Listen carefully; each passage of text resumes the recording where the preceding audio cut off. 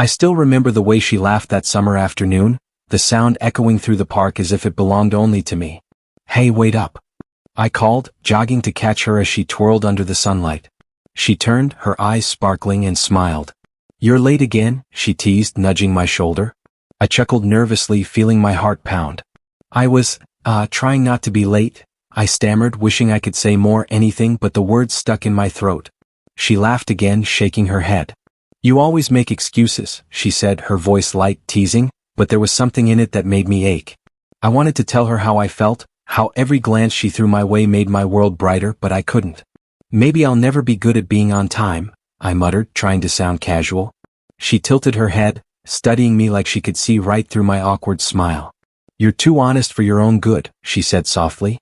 My chest tightened, and I looked away, pretending to tie my shoelaces when really, I was just trying to calm the storm of feelings inside me. We walked together along the narrow street toward our favorite little ice cream shop. "Do you remember the time we got caught climbing that old tree behind my house?" I asked, trying to start a conversation without sounding too eager. She laughed, her hand brushing mine accidentally as we reached the corner. "Of course. You were so scared we'd fall. And then you blamed me for getting us both in trouble," she said, shaking her head. I laughed too, though it was quieter, tinged with the memory of how much I had admired her courage, how I had secretly wished to be braver like her. "I wasn't scared," I lied, but she only raised an eyebrow and smirked knowingly. Sure," she teased. Every word, every glance made my heart race faster than I wanted to admit. At the ice cream shop, she leaned on the counter, looking at the flavors like it was a serious decision. "Strawberry or chocolate?" she asked, glancing back at me. "Whatever you want," I said quickly, hoping to please her, to somehow impress her without saying the wrong thing. She smiled, her eyes softening, and finally said, "Chocolate it is." I nodded, secretly thrilled to just be near her, to hear her voice, to feel the warmth of her presence. Later, as we sat on the park bench with our cones, she laughed at a silly joke I made, and I felt my chest swell with something I couldn't name. I wanted to confess everything, my admiration, my fear, my hope, but I stayed silent. "Do you ever think about what we'll be when we grow up?" she asked suddenly, looking out at the sky. I swallowed hard, wanting to tell her that in my world, she would always be the brightest star. "Sometimes," I said softly, hoping my words sounded casual, though my heart felt like it might explode. She nodded and smiled faintly, and I wanted to freeze that moment forever, to tell her I loved her silently every day since childhood. But I didn't. I just smiled back, letting the unspoken words hang between us like a fragile secret, a bond that defined every quiet memory I held of her. I was walking across the university courtyard when I saw her. My heart stopped for a second, as if it recognized her before my mind did. "Is that her?" I muttered under my breath, hardly daring to believe it. She looked different, taller, more poised, her hair styled neatly and her posture confident. I hesitated, debating whether I should go say hello. Before I could decide, she turned and saw me. "Oh, hey," she said, a small, polite smile on her lips. My throat went dry. "Hi," I managed, my voice barely above a whisper. My chest ached at the sight of her, at the realization that this was really happening. "You've changed," she said after a moment, glancing me over like she was seeing me for the first time. I laughed nervously. "Yeah, I guess university does that to people." There was a pause, an awkward silence that neither of us wanted to break. Finally, I asked, "How have you been?" She shrugged, letting her eyes drift away for a moment. "Busy. Life's busy." I nodded, sensing there was more she wasn't saying. "Busy how?" I pressed gently, trying to hide the tremor in my voice. "Work, studies, everything," she replied, avoiding my gaze. Her words sounded casual, but I could hear the subtle weight behind them. I wanted to ask about her life, to understand her now, but I didn't know how to start. "Do you still hang out with anyone from school?" I asked, hoping to keep the conversation light. She smiled faintly. "Some, but not as much. Everyone's scattered now." I felt a pang of nostalgia. "I guess, we're all trying to grow up," I said softly. She looked at me, her eyes lingering for a moment longer than expected. "Yeah," she said, her voice carrying a hint of something unspoken. I wanted to ask what she meant, to get her to tell me everything, but the courage didn't come. A group of university friends passed by, laughing and talking loudly. She waved at them politely. "Hey, these are my friends," she said, gesturing toward them. "You've met them?" I shook my head, feeling a bit awkward. "Not yet." One of them glanced at me curiously and smiled. "You must be her friend from before?" they asked. I nodded, keeping my eyes on her. Yeah, we've known each other a long time. She glanced at me briefly, a small smile forming, and then turned her attention back to her friends. I felt the familiar mix of warmth and distance. She was here, yet so far away. So, are you still into whatever you wanted to do? She asked, breaking the quiet that had settled between us. I nodded, trying to sound confident. Yeah, I'm working toward it. She smiled again, a softer, wistful smile this time. I'm glad. I always thought you'd make something of yourself. Her words touched me, though I couldn't tell if they were praise or a subtle regret.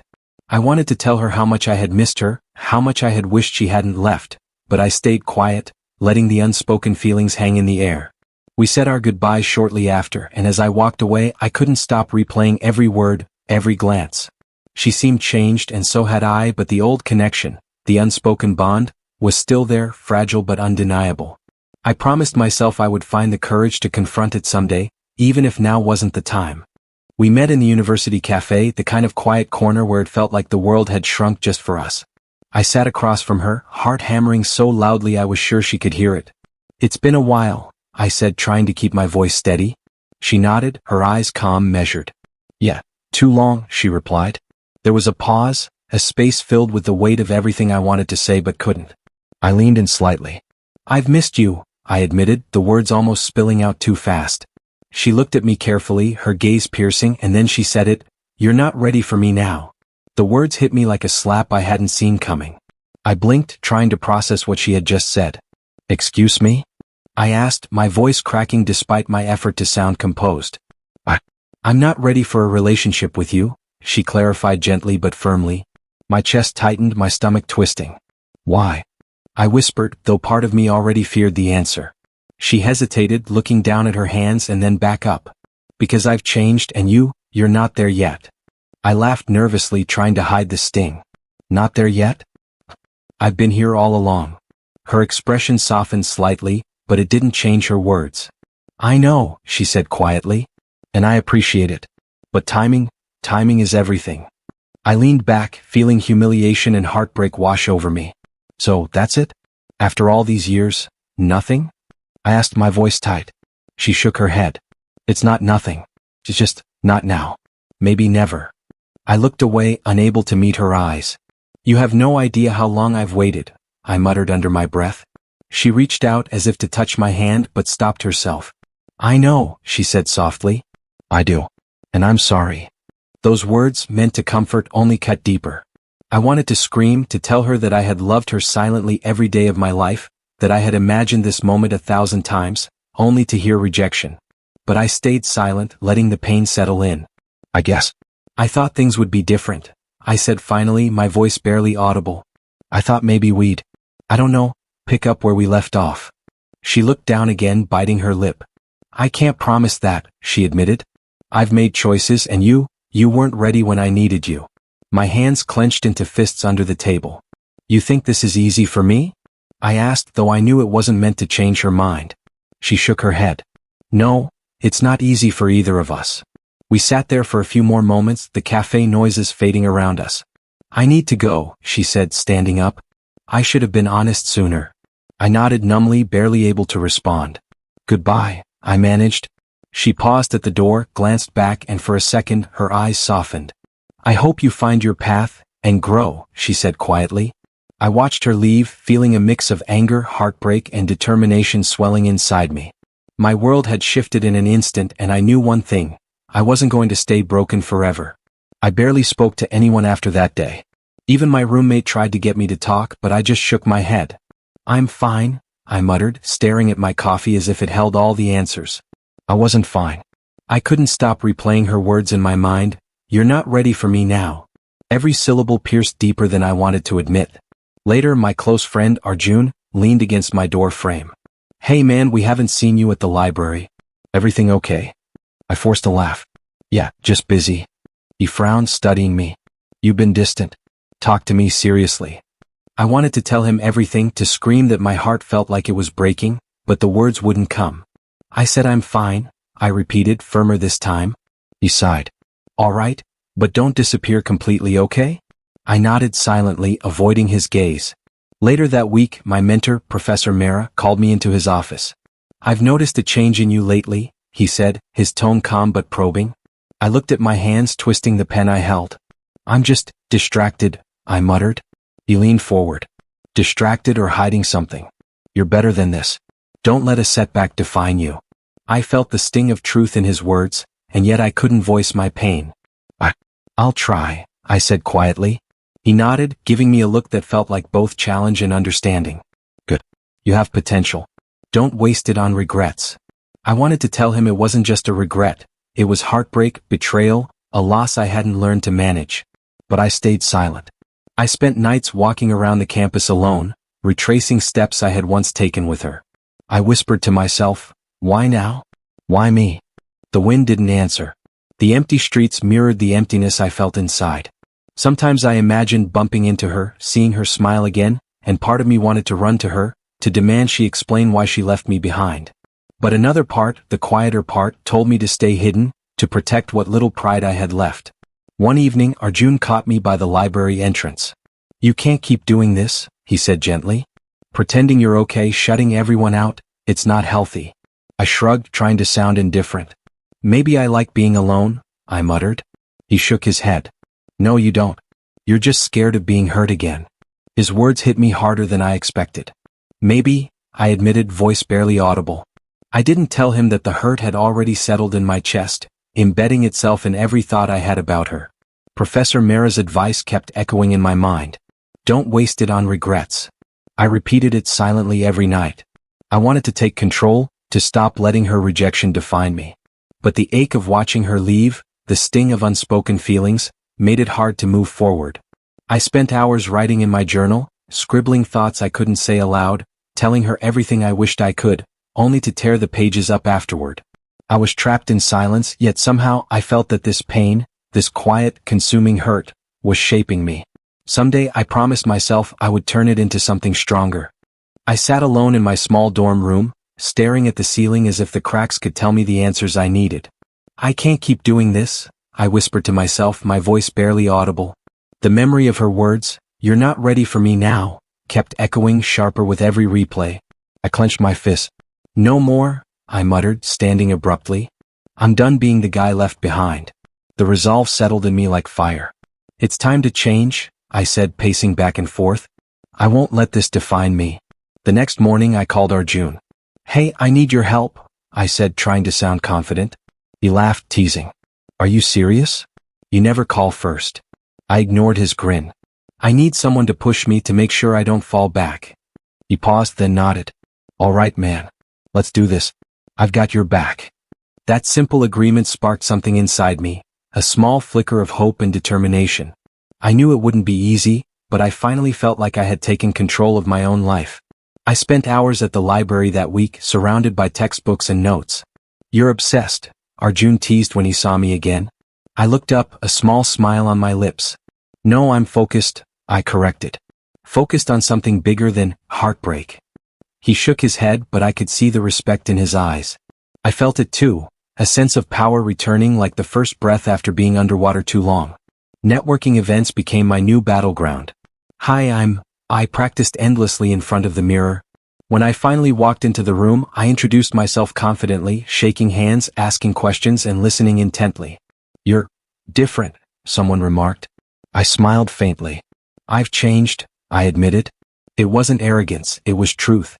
Every conversation, every handshake, was another step away from the boy she left behind and closer to the man I wanted to be. Late nights were the hardest. Alone in my room, I sometimes whispered to myself, this is for me, and for her to see one day. I wrote down goals, small and big, tracking every achievement. You're really serious, huh? Arjun said one night when he stopped by.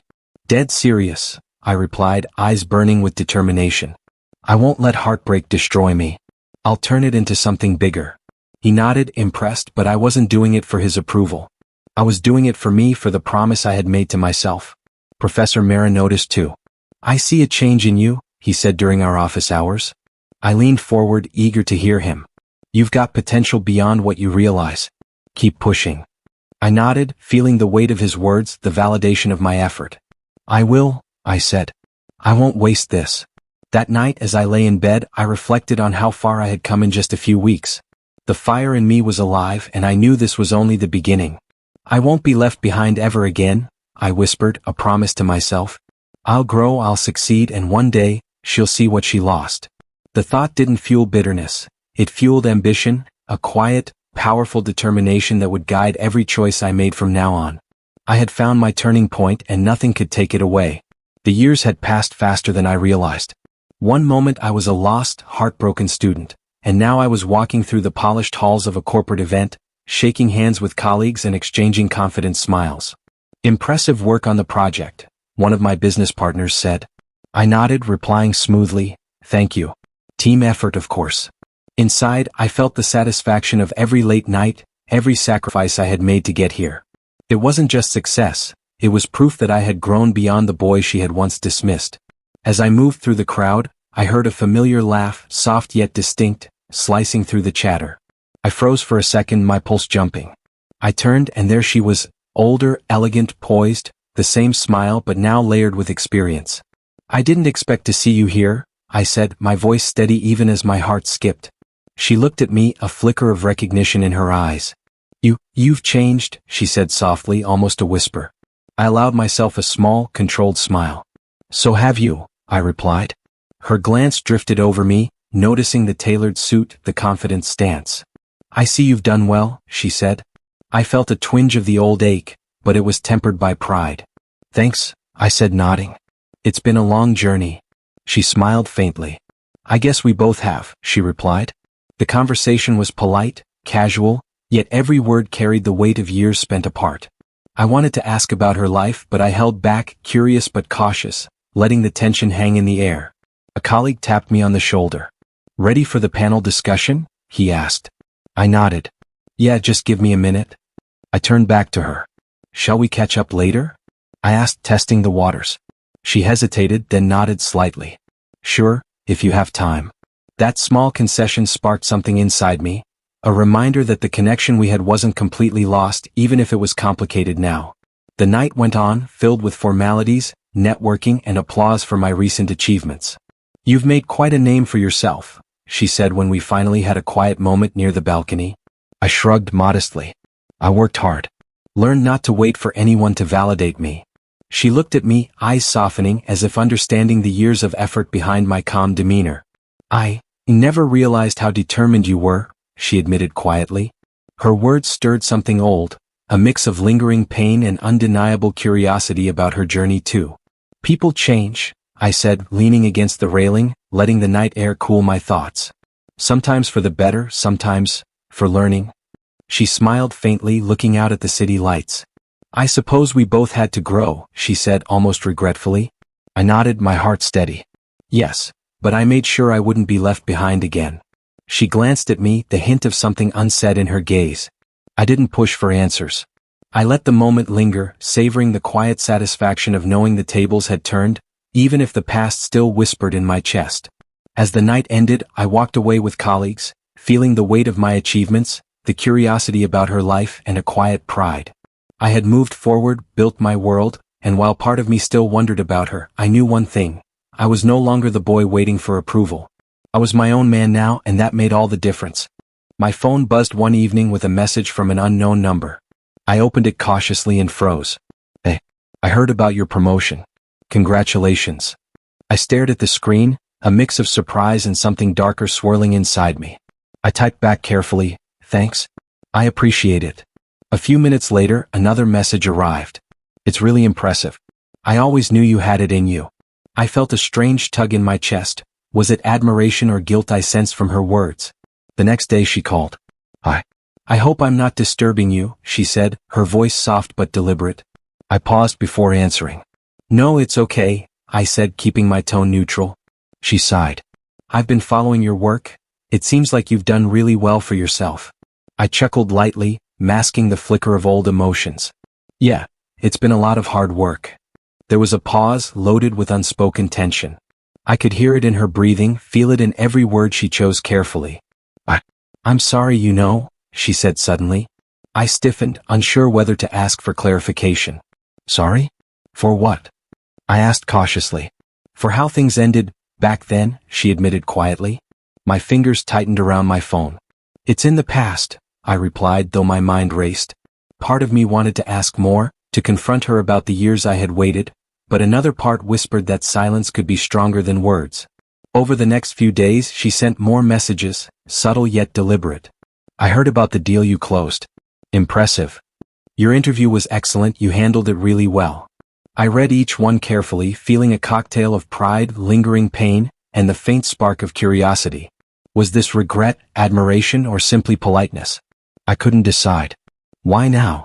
I muttered to myself, pacing my apartment. Why reach out after all this time?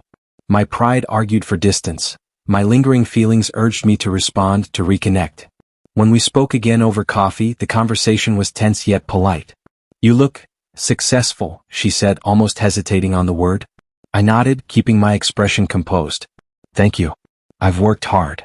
There was a pause, filled with a subtle challenge in her eyes. I regret how things went before, she admitted softly. I didn't respond immediately, letting the weight of her words settle. Inside, I battled between wanting to forgive, wanting to make her feel the sting of her past choices, and the undeniable pull of memories I hadn't fully let go. So, how's everything else? She asked, steering the conversation toward neutral ground.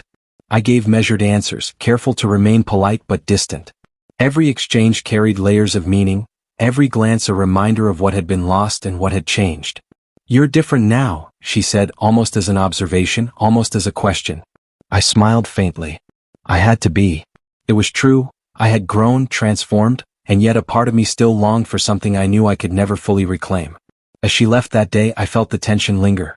Her steps echoed in my mind, her words hovering like a ghost I couldn't shake. I knew she was beginning to realize what she had missed, and a small part of me, buried beneath pride and caution, wondered if I should show her the strength I had built, or keep it hidden, letting her regret speak for itself. Either way, the balance of power had shifted, and I was no longer the boy waiting for her approval. The room buzzed with chatter, clinking glasses, and the faint hum of live music. I scanned the crowd, shaking hands with colleagues, when I saw her across the hall. She looked stunning, wearing a sharp dress that suited her perfectly, and she was laughing at something I couldn't hear. My chest tightened, but I forced myself to stay composed. I didn't want to give her any sign that she still had the power to unsettle me. Looks like we're both invited to the same event, I said when she finally approached, smiling but guarded. She blinked, a flicker of surprise crossing her face. I didn't expect to see you here, she said, tilting her head slightly. I shrugged casually. I'm expanding my network. Work, you know. She nodded, brushing a strand of hair behind her ear. Same here, just keeping busy.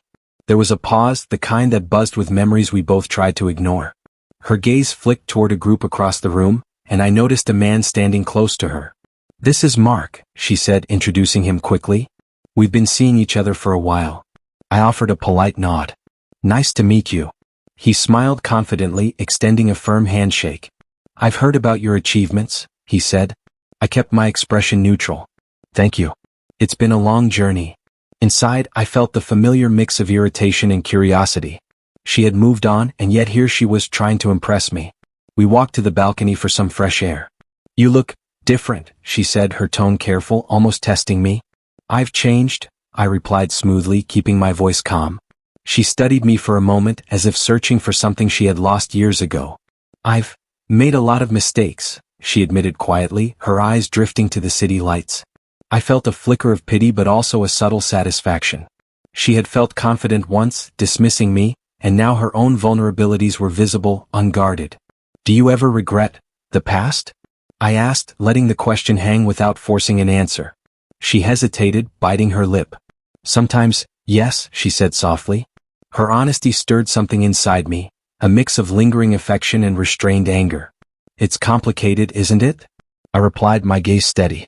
Life rarely gives second chances exactly the way we want them, she said, almost wistfully. Mark came up behind her then, placing a hand lightly on her shoulder. Ready to go back? He asked. She nodded but looked at me once more. I smiled faintly, nodding in acknowledgement.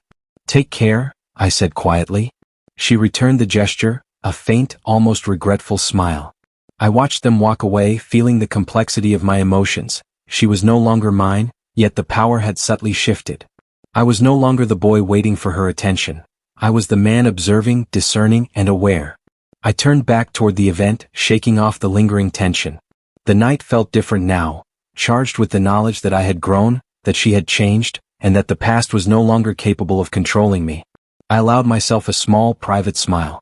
Whatever she had lost, I had gained, and that realization gave me a quiet, undeniable satisfaction. I sat alone in my office late at night, the city lights flickering outside the window. My phone buzzed again and I saw her name. I stared at it, my chest tight. Should I respond? I thought. Part of me wanted to answer immediately, to hear her voice, to feel the connection we once had. Another part urged caution, reminding me of the pain, the years of waiting, and the humiliation I had felt. I muttered under my breath, I can't just let this go, but can I forgive? I typed, then deleted. Hey, no, too casual. What do you want? Too harsh. My fingers hovered, my heart battling my mind. Finally, I breathed deeply and typed, I'm listening. Moments later, her reply appeared, I want to see you, to talk.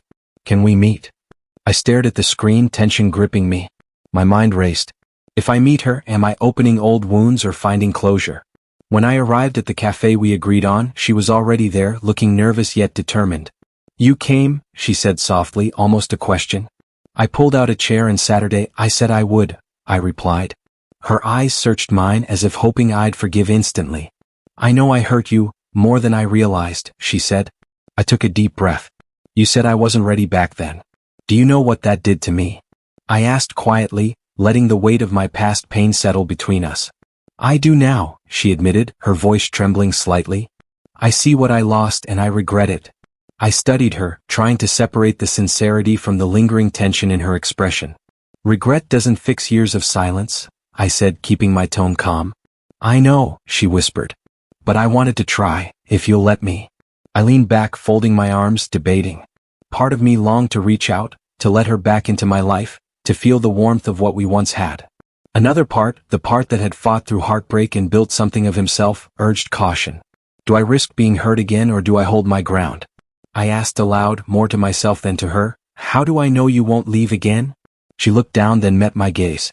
I can't promise perfection. But I can promise honesty. The words stirred something inside me, familiar, comforting, yet fragile. I wanted to forgive, but the lesson of the past whispered to me. Maybe it's too late for that, I said slowly, my voice measured. She flinched slightly but nodded, accepting the reality of my hesitation. I understand, she said softly. We sat in silence for a few moments, the tension thick yet oddly peaceful. I realized that closure didn't require words or reconciliation. Sometimes it required strength and restraint. My heart still held remnants of love, but my mind had learned caution. I think we need time, I finally said. She smiled faintly, a mix of sadness and understanding. Time? She echoed. As I left the cafe, I felt the weight lift slightly. The choice had been mine, between rekindling a past connection or protecting myself. I hadn't chosen forgiveness or revenge entirely, but I had chosen myself. And in that decision, I felt a quiet power settle inside me, the knowledge that I was no longer bound by the past. I started hearing about her through mutual friends and occasional social updates. At first, I didn't pay much attention, but the details slowly painted a picture I couldn't ignore. I heard she lost that big client, Arjun mentioned one evening as we walked through the office courtyard. I nodded quietly, sipping my coffee.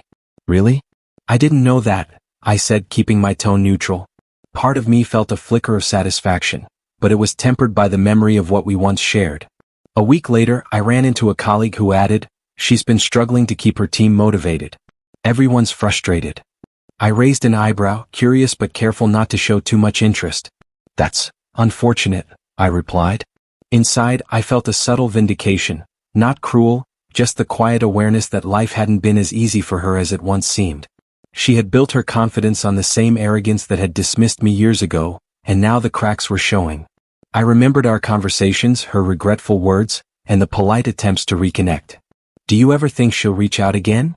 Arjun asked one night over dinner. I shook my head slowly. Maybe, but I don't need that anymore. I've grown beyond needing her validation. The thought gave me a strange sense of calm. I realized my satisfaction didn't come from her failure but from the fact that I had moved forward without resentment controlling me. One day, she appeared at a professional conference trying to maintain her composure, but I could see the tension in her shoulders. She smiled at a client awkwardly, misstepped in her speech, and I could almost hear the inner panic she hid so well. I stayed distant, observing silently. She's struggling, I whispered under my breath, a mix of pity and curiosity in my voice. My heart didn't feel triumph, it felt understanding. I had once been vulnerable too, and now I could see her humanity without being pulled into the past. Later I spoke with a mutual friend. She's realizing she can't control everything, they said. I nodded, thinking about all the times I had felt powerless in my youth, all the moments of heartbreak. Life teaches in its own way, I said quietly. I reflected on how I had turned my pain into motivation, how I had built my world while she learned the same lessons the hard way. It was karma, but subtle, natural, and unsparing. I sometimes wondered if she regretted more than just losing opportunities. Did she regret dismissing me? Perhaps. But I didn't want to seek answers. I wanted only to continue my path, letting her life mirror her choices without interference. I've learned what I needed to learn, I whispered to myself, staring out at the city skyline. My satisfaction came from growth, not revenge. By the end of the week, I felt a quiet clarity. I had observed, understood, and moved past the longing and resentment. Life had unfolded naturally, teaching lessons to both of us. I realized empathy didn't weaken me, it strengthened me. I could watch her struggles, acknowledge the past, and still walk forward unburdened. Karma had played its part and I had played mine, by evolving beyond heartbreak. I found myself alone in my apartment one quiet evening, staring at the city lights, thinking about her. The years of longing, the heartbreak, and the effort I had put into transforming myself all collided in my mind. I still care, I admitted to myself, my fingers tightening around the glass in my hand. But I'm not the same person I was. I don't need her to define me anymore. The realization brought a strange mix of relief and lingering emotion. Then my phone buzzed. Her name appeared again and I hesitated before answering. "Hey," I said finally, keeping my voice steady. I wanted to talk," she replied softly. There was a pause, a moment where I could almost feel her hesitation through the line. "I've been thinking about everything," she continued. I leaned back, crossing my arms. "Go on," I said calmly, letting her words guide the conversation without giving away my inner turmoil. I regret how I treated you," she said finally, her voice low and hesitant. I didn't realize what I had, and by the time I did, it was too late. I felt a pang, but I controlled my expression. "I know," I said simply. "I've thought about it too." There was a silence, heavy and meaningful, but I kept my tone even. "I can acknowledge her regret without being controlled by it," I reminded myself. I wanted to reach out sooner, but I didn't know how," she admitted, almost whispering. I tilted my head, considering her words carefully. "It's not about timing anymore," I said softly. "We both had our paths and we've grown." My voice was calm, even, and it surprised me how little anger or pain surfaced. I had carried the weight of this for so long, yet now it felt manageable, almost freeing. "So, I can't stop thinking about how things could have been," she confessed. I allowed myself a small, controlled smile. "I understand that feeling," I said. "I felt it too. But it's different now. We've changed." The honesty in my own words surprised me. There was no bitterness, no need to punish her. Just the quiet strength of someone who had learned to move forward without resentment. "I wish I could have done things differently," she said, her voice trembling slightly. I nodded, almost imperceptibly. "We all make choices," I said. "What matters is how we respond to them." I could hear her intake of breath, and for a moment, I imagined the relief, the acknowledgement of shared understanding. Yet I kept my emotional distance, knowing that closure didn't require reconciliation. "Do you still care?" she asked finally, the question hanging between us. I paused, feeling the familiar flutter in my chest, but I spoke with measured composure. "I care, yes," I admitted. "But it's no longer about longing or hurt. It's about acceptance. I want the best for you, and for me." There was a long silence, and I could sense her absorbing the weight of my words. I've missed you," she whispered, almost vulnerably. I allowed a faint smile. "And I've accepted that we can't change the past. But we can learn from it. I'm grateful for what we had, but I'm also grateful for who I've become." My voice was steady, calm, filled with quiet pride. After a few more exchanged words, we ended the conversation. I placed the phone down, letting out a long breath. For the first time in years, I felt entirely in control of my emotions, free from the pain of the past, yet still connected to the memories that had shaped me. I realized that some confessions don't need to be returned to be meaningful. They can exist simply to affirm growth, acceptance, and emotional strength. I walked into the cafe one last time, the familiar hum of conversation and clinking cups greeting me like an old, distant memory. She was there, sitting at the corner table, waiting as if she had anticipated this meeting. I approached slowly, my steps measured, heart calm but alert. "Hi," I said, keeping my voice steady. She looked up, a faint smile forming. "Hi," she replied softly, her tone tinged with hesitation and something I could only describe as regret. We sat down across from each other. For a moment, silence hung between us, not uncomfortable but reflective. "I wanted to thank you," she began carefully, "for being patient, for being who you are. I realize now how I took so much for granted." I nodded, keeping my expression neutral yet receptive. "I appreciate that," I said. "It means something that you recognize it. But it doesn't change the past." Her eyes softened, glimmering with emotion. "I know. I needed to say it." I leaned back, letting the weight of years and conversations settle. "I've moved on," I said quietly though honestly. "Not because I stopped caring, but because I chose to grow beyond waiting for someone else to decide my worth." She nodded, a mix of admiration and sorrow in her gaze. "I see that now," she admitted. "And I'm truly sorry for the pain I caused." My fingers tightened around my coffee cup, and I allowed myself a faint smile. "It's forgiven," I said. "Not forgotten but forgiven. That's enough for me." There was a pause, filled with mutual understanding. "Do you ever regret reaching out?" I asked carefully, testing the waters of honesty. She shook her head. "No. I think it was necessary. I needed to face the consequences of my choices." I nodded. "I understand. And I've seen them play out in ways that taught both of us something. The subtle karmic justice wasn't about revenge, it was about life balancing itself, lessons learned naturally without interference." "I'm glad you're happy," she said quietly, almost vulnerably. "I can tell you've built a life that's strong and yours." I allowed a small, calm smile. "I am. And I hope you find your own peace too." She hesitated, then added, "Maybe we'll stay in touch? Not like before, but as people who understand each other?" I considered it for a moment, then shook my head gently. "I think some connections are meant to close quietly," I said. "We acknowledge each other, carry what we learned, and move forward. That's enough." She nodded, a faint relief passing across her features. "You're right," she said softly.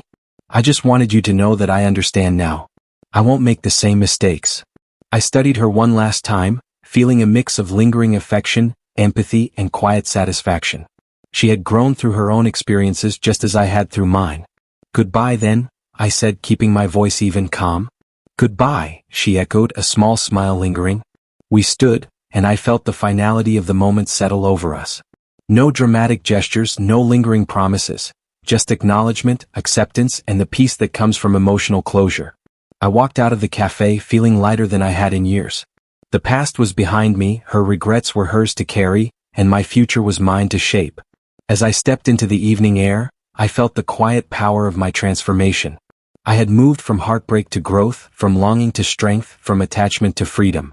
The story of us had ended, but my story had only just begun. Karma had played its subtle part, justice had unfolded naturally, and I had gained the greatest reward of all, my own peace.